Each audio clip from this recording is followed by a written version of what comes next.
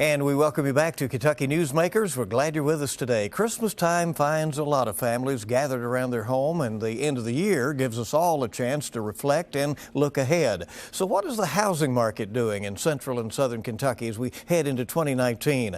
And is winter a good time to get your home ready if you're planning to sell or look for what may be out there? Joining us this morning, the Executive Director, the CEO of LBAR, the Lexington Bluegrass Association of Realtors, Justin Landon, and longtime Lexington realtor John Groft, who is wrapping up his term as president of the largest association of realtors in the Bluegrass. Gentlemen, thanks for coming. Really appreciate it. Landon, first, we've heard some national chatter about the real estate market cooling out there some. How do you describe the trends that we're seeing as we head toward 2019? Sure. I think, generally as you come toward the end of the year, you're going to see things slow down a little bit, but that doesn't mean there's still not a lot of activity out there. We are seeing inventory levels come up a little bit, and that's sort of reflective of where the market has been throughout the year. Median prices across the country have been up throughout the year and are probably a little bit slow to correct to that increased inventory levels. We're also seeing interest rates come up a little bit, where they were at maybe 3 3/4 back in the spring. They're up to something like 5 1/4 now. And I think we just heard the other day that there will be another rate increase. But that probably means less rate increases next year, which means that we should see a nice steady market moving into next year. NAR's national economist Lawrence Yun said it would be a boring year for real estate in 2019, which for those of us who enjoyed a healthy 2019 market or 2018 market, that's a good thing. Well, do the local trends reflect the national trends pretty well? They do, generally speaking. I think what's interesting about our market, and John may be able to speak a little bit better about this than I can, is that we have a very bifurcated market, which is the Lexington-Fayette market is one thing, and then the rest of the Bluegrass region is sort of an altogether different animal. How do those differ, John? Well, I think in Fayette County, if you look at some of the numbers, Fayette County really only represents about 1/3 of the transactions in the area that we cover, and we cover 26 counties. So when you look at those numbers, we see a lot of growth in the surrounding counties of Fayette County. We have a lot of people that are willing to go outside the county that may be working there. They see the opportunity of finding new construction and some homes that are on the market. It gives them a little better choice. So I think that when you see that, real estate really is a local source rather than on national. It's good to compare national and regional and your local, but real estate is really local. I know, Landon, you spotted as soon as you moved here, and we had an interview earlier in the year, that there may be a little bit more permissive zoning in some of the surrounding counties, and that is allowing some of that development that is tougher in Fayette County. Yeah, the reality is there just aren't as many opportunities for new construction to take place in Lexington-Fayette. There just aren't as many lots. And so we're seeing that reflected in the prices, right? So the median home price in 2018 for Lexington-Fayette is just over $200,000 for the year. Outside of Fayette County, we're looking at something closer to about $160,000 average median price. And a lot of that is just related to the amount of inventory that's available in those markets. Well, how tight is the inventory challenge? We hear some realtors say that they could sell homes all day if they had them listed. Correct. And is that the situation?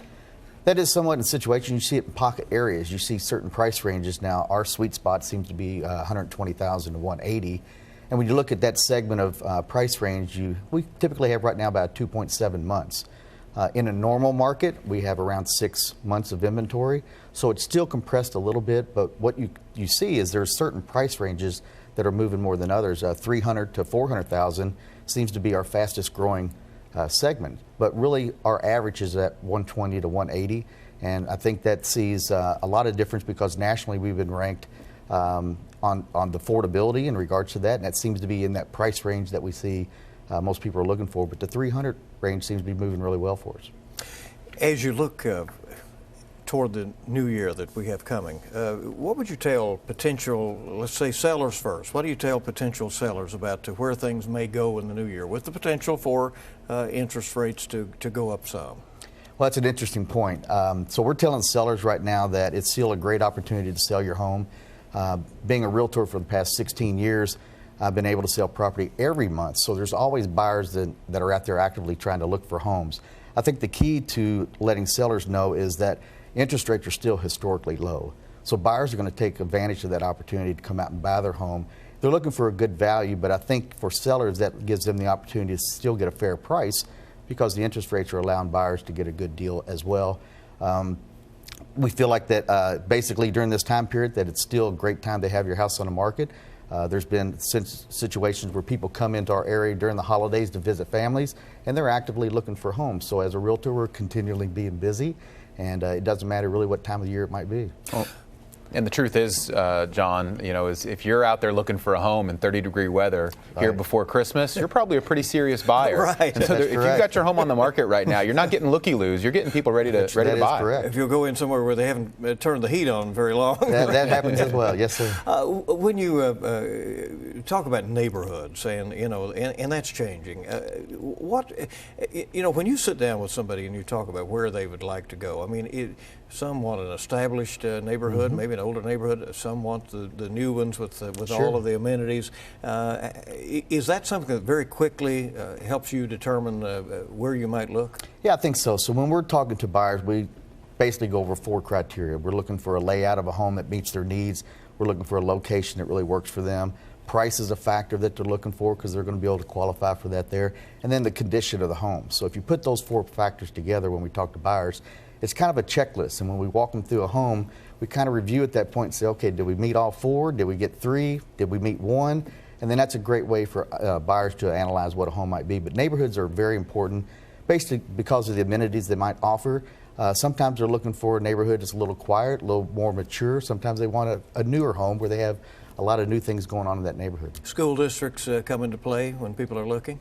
Always very important. Yeah. Certainly. And what about traffic questions? Does those come up? How long? There was recently, we were talking about the development issues, recently a zone battle over in Richmond, the second largest city in the Bluegrass, and they eventually won approval, but City Hall heard a lot from people who were very concerned about traffic maybe cutting through their neighborhood if this new one was developed. Is that common? Yeah, I think one of the things that we hear consistently is that traffic is a concern in Lexington Fayette. Of course, still being relatively new to this region, I've been here just about 8 months. I find the traffic to be really not so bad compared to other metropolitan areas around the country. But what we are seeing is that as a result of traffic patterns, there is a lot of neighborhood cut-throughs, and that no question does that impact quality of life in neighborhoods. And so we do see that come up a lot. But I think to handle that, we just need to be very forward-looking and make sure that we're having a regional approach to how we move people in and out. As John said, people are moving out to Scott and Madison and Jessamine. In fact, we're now seeing that about a third of our market is really those 3 counties in the Bluegrass region. And so people are moving there, and we've got to figure out how to get them from there to into Lexington Fayette, where many of them work. Landon, you've worked in public policy and some other things. Do you think that the Bluegrass region is coordinating its planning very well at this point? I think there's a tremendous desire to have a regional approach. I don't know that we're there quite yet. I think one of the challenges we have in Kentucky, of course, is we have 120 counties, which means there's a lot of individual decision makers, and it's hard to get all the right people in the right room. But I do think there is a commitment to have a regional approach. We just got to put that roadmap together. The wants and needs of customers, John, change over time, over a life cycle, certainly. They want the starter home, and then maybe at some point the larger, maybe a McMansion at some point, and then they downsize. How often is that a factor in the decisions people are making? Yeah, that's an important thing. So basically when we're talking to buyers, we try to give them an idea to help share with us things that are important to them. A lot of things that come up in regards to that is going to be the layout of the home. If it's more of a person that's downsizing, they want to make sure that they have at least amount of steps that they can. If it's a growing family, then obviously they want to have space where everyone has a place to maybe gather together as a family unit, but then also have some private areas that they can do that. Backyard, space, amenities are very important. So when we talk to buyers, they try to look down a list of check things that they might want to hit, and then it's our job as professional realtors to find that home for them. Some want the 5 or 10 acres of land, and some don't want to have to mow it. Right? That's right. Is right. What you have going on?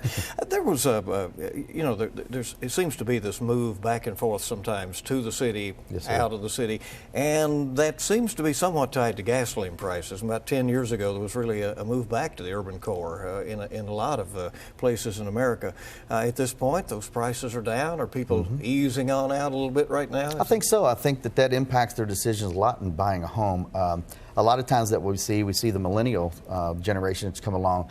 They like that density, they like to be in downtown, so that's not a concern for them. But those that are still living out in that McMansion home or outside the county, that is a factor that they try to look at in regards to the expense of traveling to a job and just commuting in any type of entertainment and things they want to do on the weekend.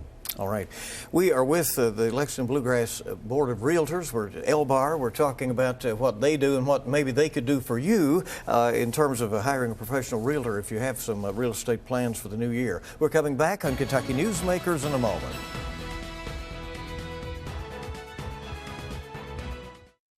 Welcome back to WKYT's Kentucky Newsmakers. We're glad you're with us this morning. We're continuing to visit with the leaders of LBAR, the Board of Realtors in the area. Justin Landon is with us, and longtime realtor John Groft, who's wrapping up his term as president of the association. Justin runs the office and all of the other things that go on there. And that's, Justin, one of the things you wanted to point out is that realtors, well, they're involved every day in showing homes and making transactions. You try to have a community among those realtors who do a lot for the community. That's right. You know, I like to always think of the realtor as the ambassador to the community. I mean, they are often a person's first contact with the community. And with that in mind, the realtor in many communities is a community builder. And many years ago, LBAR stood up an organization called the Realtor Community Housing Foundation. And that foundation is really dedicated to helping people stabilize in their homes so they don't have to move. And two of the missions that we have in that organization is, one, building accessibility ramps for disabled folks who maybe are going to have to move because they can't get in and out of their home.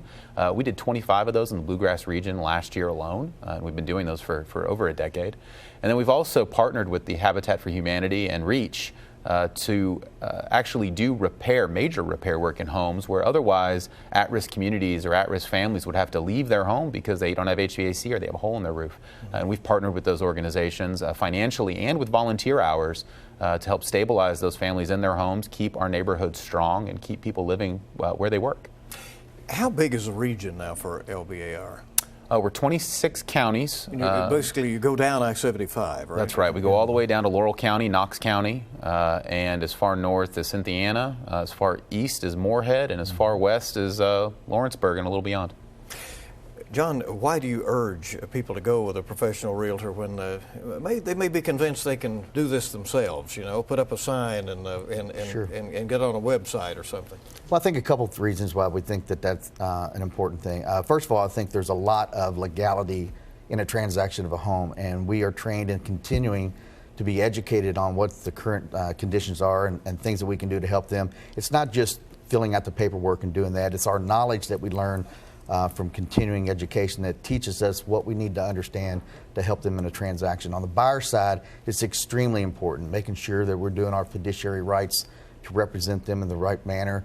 Not only just educating them on how to purchase a home, but guiding them through the transaction and then continuing that relationship afterwards so that we can meet their needs. If somebody sees, you know, a realtor's name on a sign, a for sale sign, and then they contact that realtor, they are contacting the seller's representative, and they can act as a dual agent, right? But That's correct. Is that recommended, or is that? Well, some brokers do that policy there. It's up to them, so it's not really up to the agent. So depending on what company you're with, they'll allow that there. It's very important if you're doing dual agency that you have both parties' interest in mind, because sometimes you may feel like it's easy to be on both sides, but there is a situation where you want to make sure it's fair and we treat everyone in the right manner.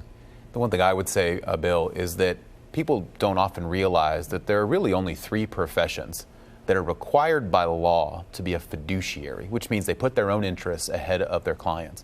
And those are lawyers, doctors, and realtors. By law, they're a fiduciary, which means the interest of that client always comes first. And as realtors, they ascribe to a higher code of ethics than just any old real estate agent. A realtor is something special. And that code of ethics means that we're not just fiduciaries, we go above and beyond that, which means that when you're working with a realtor, you can ensure that that person is going to put your concerns and your interests before their own. Is the profession doing a good job of attracting new people coming in? There are a lot of folks who have been at it a while, John, Sure. right? Sure. Is that a challenge for real estate companies? Boy, no. We have quite a few new folks coming in to the profession, and in fact, we had several hundred come into the profession this year alone. One of the most fascinating things is real estate has often been historically a second career, meaning somebody has retired from teaching school or being a law enforcement officer, and they get into real estate as a second career. This year, our data shows that over half the people that got into the business this year were under the age of 35, which tells us that it's a first career for many people, and that's very interesting. Showing a home. If somebody's out there this morning and, of course, as we're heading into Christmas, the house may be all decorated and so forth and has all the family trappings.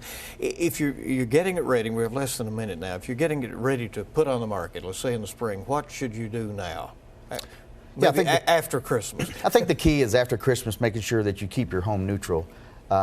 Allow a person to walk into the home and see a blank canvas to where they can actually picture themselves in the home, their furniture, their family gatherings and things of that nature. So the important factor is making sure that you keep it neutral and make it somewhere where someone can walk in and feel like it's their home. Do people sometimes want to put their memories and their emotions into the price they want? Most definitely. That comes a lot, and we try to guide them through that process and help them out. Gentlemen, thank you so much. Our pleasure. Merry Christmas to you. Really appreciate it. We'll see you in the new year. Bill. Yes, sir. Thank you for joining us for this edition of WKYT's Kentucky Newsmakers. We'll see you this week, bright and early on WKYT This Morning. Have a Merry Christmas and a good week ahead.